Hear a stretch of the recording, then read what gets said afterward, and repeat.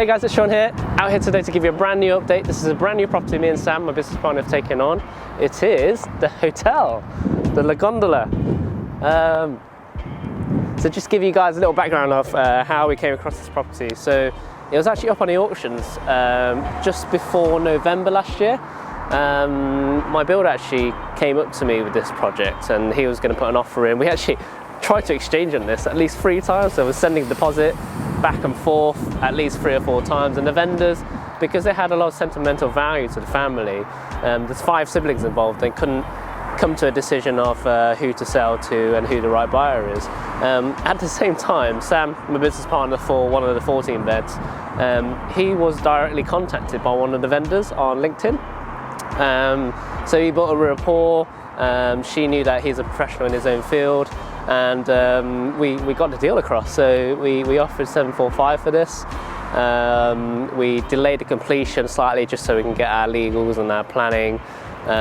We've not got the planning yet, but we're in close contact with the council. So our plan is to get this to 74 apartments with limited parking because we're so close to the city centre. Now, we do have an expectation that the council may come back to us and say it's too high, because it's about 4.5 stories high. So if we bring a floor down, if we bring the building forward as well, we'll probably end up with about 50 or so 2 beds and 1 bed apartments. But here's a little shoot inside of what it looks like right now. As you can see, the property is in a very dilapidated state. At one time it was one of the go-to places in Derby. My business partner Sam probably knows a bit more, being a local person, but yeah, it was literally a place where people would go like every Friday and weekends. It was even featured on Gordon Ramsay's Kitchen Nightmares, surprisingly enough. So yeah, check out the link below for that video. But because it's in such a bad state, it has been abandoned for like 10 years, and the question I get asked often is why has it been left like this? Why hasn't anyone else come up with the plan of converting to like apartments? And the reason is because it had a lot of sentimental value to the previous owners, especially when the mum passed away. There's a lot of memories they built here.